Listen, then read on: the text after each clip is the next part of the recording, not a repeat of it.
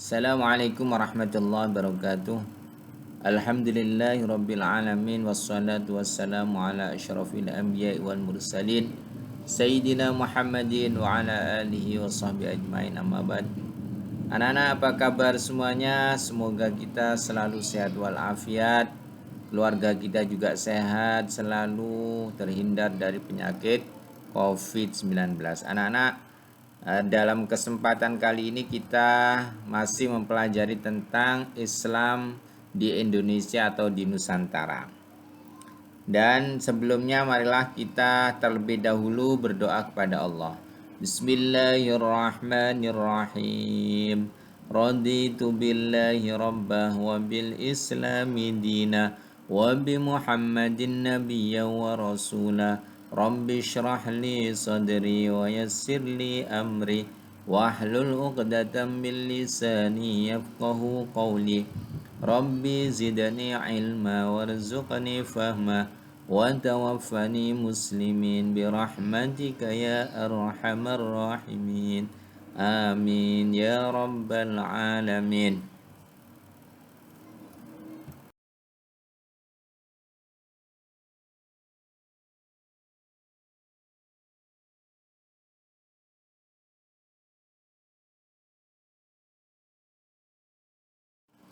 Anak-anak, pada kesempatan kali ini kita akan membahas tentang proses masuk dan berkembangnya Islam di Indonesia, yaitu mulai awal kedatangan Islam di Indonesia, bagaimana para dai, para mubaligh dan juga pedagang Islam menyebarkan agama Islam di Indonesia.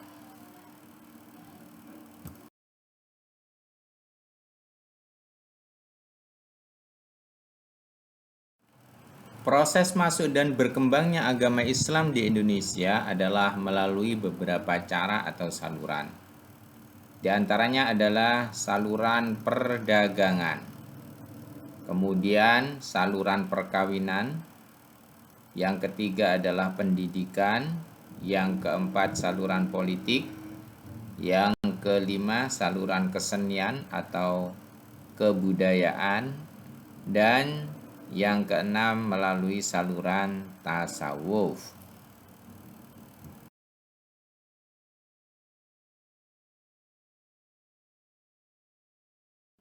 Pertama adalah melalui saluran perdagangan.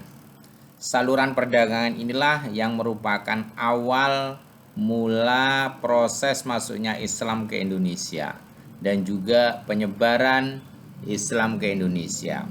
Karena memang pada sekitar abad ke-6, ke-7 sampai abad ke-16 ini memang di Indonesia merupakan jalur perdagangan yang sangat ramai antara barat, yaitu Arab, Persia, India, menuju ke Cina yang mesti singgah di Indonesia karena melalui jalur laut.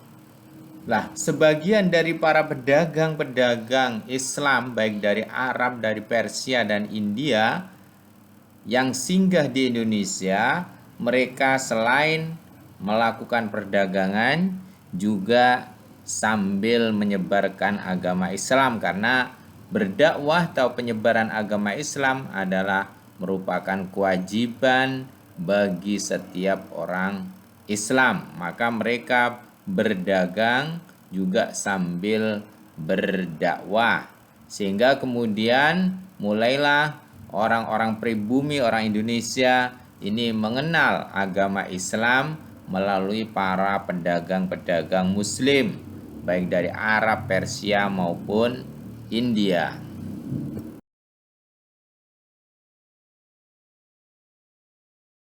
Yang kedua adalah melalui saluran perkawinan atau pernikahan.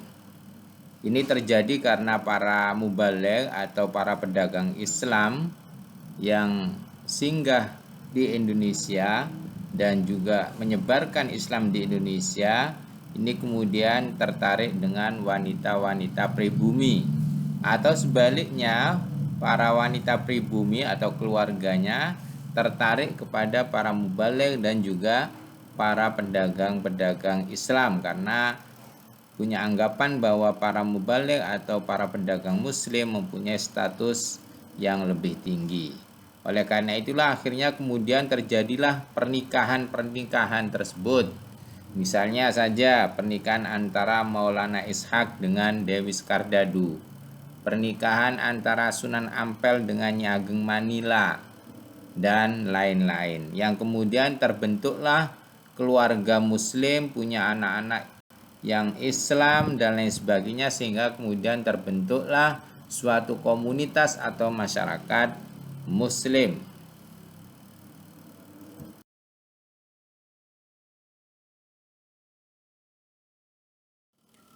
Yang ketiga adalah melalui saluran pendidikan.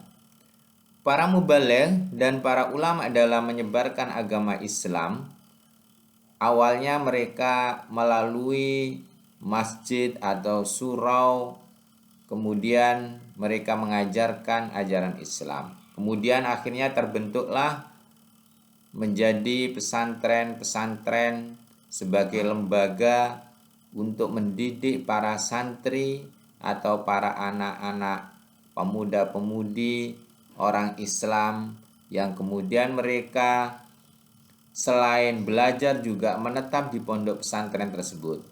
Kemudian setelah mereka belajar dan selesai, mereka pulang dan mereka juga mendirikan pondok pesantren untuk menyebarkan dan mengajarkan ajaran Islam. Di antaranya adalah Sunan Ampel yang mendirikan pesantren di Ampel Denta, di mana murid-muridnya di antaranya adalah Sunan Giri. Kemudian juga putranya Sunan Ampel sendiri yaitu Sunan Bonang, Sunan Derajat, Raden Fatah, dan lain-lain. Pondok pesantren inilah yang merupakan lembaga Islam. Pondok pesantren inilah yang merupakan lembaga pendidikan Islam yang pertama di Indonesia.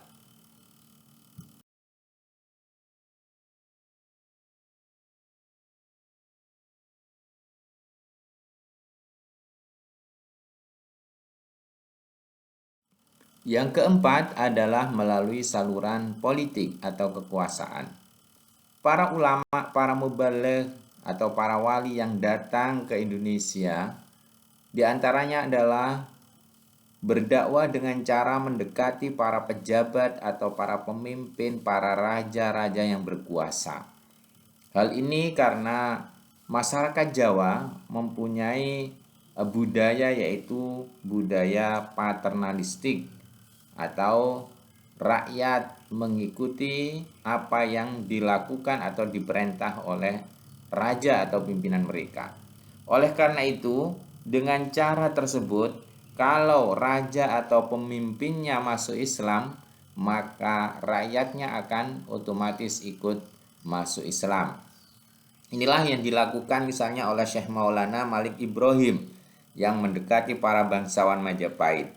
Kemudian Sunan Ampel juga mengajak masuk Islam Raja Arya Damar. Kemudian juga mengajak Raja Brawijaya kelima, walaupun tidak berhasil, namun Raja memberikan hadiah tanah dan kekuasaan kepada Sunan Ampel di Ampel Denta, Surabaya.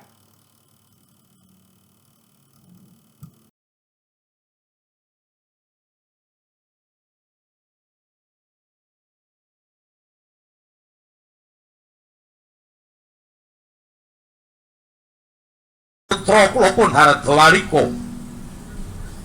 Agama apa dene mbilung? Ih wonten dawuh. Wonten dawuh. Aja kaget sira waduh ndak awe cedhak-cedhak ndak raketake. Uwigati bakal ndak kanthi tetimbangan.